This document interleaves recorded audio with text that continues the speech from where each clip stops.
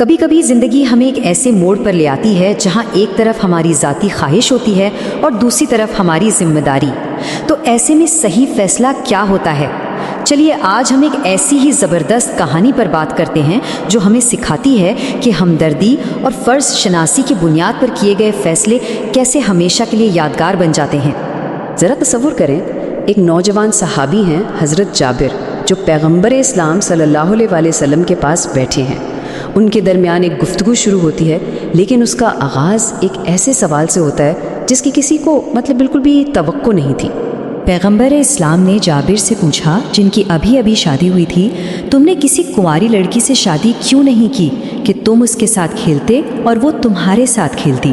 اب سننے میں تو یہ ایک ہلکا پھلکا مزاحیہ سا سوال لگتا ہے، لیکن اس کے پیچھے ایک بہت گہری بات تھی جس نے ایک نئی بحث کا دروازہ کھول دیا۔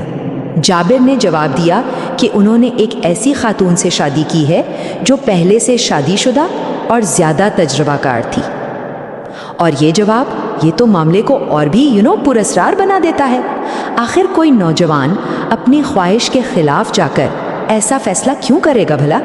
تو اس پہیلی کو سلجھانے کے لیے ہمیں یہ سمجھنا ہوگا کہ جابر کا یہ انتخاب صرف ذاتی پسند ناپسند کا معاملہ نہیں تھا، بلکہ یہ ان کے کندھوں پر موجود بھاری ذمہ داریوں کی ایک جھلک تھی۔ جابر کی زندگی کا یہ بڑا فیصلہ ایک نمبر کے گرد گھوم رہا تھا، اور وہ نمبر تھا 9۔ جی ہاں، 9۔ یہ ان کی 9 یتیم بہنیں تھیں جن کی ساری ذمہ داری اچانک ان کے کندھوں پر آ پڑی تھی۔ ہوا یہ تھا کہ جنگ احد میں والد کی شہادت ہو گئی اور پیچھے رہ گئی ان کی 9 چھوٹی بیٹیاں۔ تو اب جابر پر نہ صرف اپنی ان بہنوں کی کفالت کی ذمہ داری تھی، بلکہ والد کا چھوڑا ہوا قرض بھی انہی کو ادا کرنا تھا۔ وہ اپنے پورے خاندان کے واحد سہارا تھے۔ اب دیکھیے، ایک طرف تو آپشن تھا ایک نوجوان بیوی کا جو شاید ان کی ہم عمر ہوتی، ایک کھیل کی ساتھی ہوتی، لیکن ظاہر ہے ناتجربہ کار ہوتی، اور دوسری طرف تھی خاندان کی ضرورتیں۔ ان کے خاندان کو ایک ایسی تجربہ کار اور سمجھدار ہستی کی ضرورت تھی جو ان بچیوں کو ماں کی طرح سنبھال سکے۔ جابر نے اپنے فیصلے کی وضاحت ان الفاظ میں کی: میں نے ایک تجربہ کار عورت کا انتخاب کیا جو ان کے لیے ماں کی طرح ہو، ان کے بالوں میں کنگھی کرے اور ان کا خیال رکھے۔ مطلب یہاں ان کی بے غرضی اور ذمہ داری کا احساس بالکل صاف نظر آتا ہے۔ اور جابر کی یہ کہانی یہ ہمیں ایک بہت بڑے اصول کی طرف لے جاتی ہے کہ زندگی میں اصل معیار ظاہری چیزیں یا دولت نہیں، بلکہ انسان کا کردار ہے۔ یہ سبق ہمیں کئی دوسری کہانیوں میں بھی ملتا ہے۔ بالکل اسی طرح کی ایک اور مثال عبد الرحمن ابن عوف کی ہے، جن سے یہ پتہ چلتا ہے کہ حقیقی قدر کردار اور دیانت میں ہوتی ہے، مال و اسباب میں نہیں۔ پھر حضرت موسیٰ کی مثال دیکھیں، ان کی بے غرض خدمت اور امانت داری ہی ان کا سب سے بڑا سرمایہ بنی، اور اسی کردار کی بنیاد پر انہیں ایک مضبوط خاندان کی پیشکش کی گئی۔ چلیے اب واپس آتے ہیں جابر کی کہانی کی طرف، کیونکہ یہاں ایک اور واقعہ ہے جو پیغمبر اسلام کی حکمت کو ایک بالکل نئے زاویے سے دکھاتا ہے، اور یہ صرف شادی کا نہیں بلکہ وقار اور ہمدردی کا بھی ایک گہرا سبق ہے۔ تو ہوا یوں کہ ایک سفر کے دوران جابر کا اونٹ بیچارہ بالکل تھک کر سست ہو گیا اور وہ باقی سب لوگوں سے پیچھے رہ گئے۔ یہ منظر ایک طرح سے ان کی اس وقت کی مالی مشکلات کو بھی دکھاتا ہے۔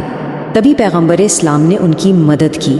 ایک چھوٹی سی دعا کے بعد وہی تھکا ہارا اونٹ ایسے دوڑنے لگا کہ جیسے وہ قافلے کا سب سے تیز جانور ہو۔ لیکن اب یہاں کہانی میں ایک بالکل غیر متوقع موڑ آیا۔ پیغمبر اسلام نے جابر سے کہا، اپنا یہ اونٹ مجھے بیچ دو۔ وہی اونٹ جسے انہوں نے ابھی ٹھیک کیا تھا۔ تھوڑی بہت دوستانہ بات چیت ہوئی اور قیمت 40 درہم طے پا گئی۔ جابر اس شرط پر راضی ہو گئے کہ وہ مدینہ پہنچنے تک اونٹ پر سواری کرتے رہیں گے۔ اب سوچیں، سودا ہو چکا، رقم ادا کر دی گئی ہے، جابر کے پاس پیسے تو آ گئے، لیکن ان کی سواری کا واحد ذریعہ اب ان کا نہیں رہا، تو آگے کیا ہوتا ہے؟ اور پھر وہ لمحہ آیا جس نے سب کچھ واضح کر دیا۔ پیغمبر نے فرمایا، کیا تم یہ سمجھتے ہو کہ میں نے تم سے بھاؤ تاؤ اس لیے کیا کہ تمہارا اونٹ لے لوں؟ نہیں، میں تو تمہاری مدد کرنا چاہتا تھا۔ یہ تھا اصل مقصد، جابر کو پورے وقار کے ساتھ مالی مدد فراہم کرنا۔ तो नतीजा ये निकला कि जाबिर को ना सिर्फ 40 दिरहम मिले बल्कि उनका ऊंट भी उन्हें वापस मिल गया। ये दरअसल एक कारोबारी लेन देन के पर्दे में छुपी हुई गहरी और बावकार मदद थी। तो इन सब कहानियों से जो आपस में इस तरह जुड़ी हुई हैं, हमें क्या लाजवाब सबक मिलते हैं? आइए आखिर में इन पर गौर करते हैं, जो आज भी हमारी ज़िंदगियों के लिए एक रोशनी की तरह हैं। इस पूरी कहानी से हमें ये बुनियादी सबक मिलते हैं। पहला, अपनी ज़ाती ख्वाहिश पर जिम्मेदारी को तरजीह दें। दूसरा, हकीकी दौलत मालो असबाब में नहीं बल्कि किरदार में है। तीसरा, सबसे गहरी हमदर्दी वो है जो वक़ार के साथ की जाए। और आखिरी बात, हिकमत का मतलब है अपने फ़ैसलों में हमेशा बड़ी तस्वीर को देखना। और आखिर में ये कहानियाँ हमें सोचने पर मजबूर करती हैं कि आज के दौर में अपनी जिम्मेदारियों को निभाते हुए हम ऐसी गहरी हिकमत और पुरवकार हमदर्दी को अपनी ज़िंदगियों में कैसे ला सकते हैं।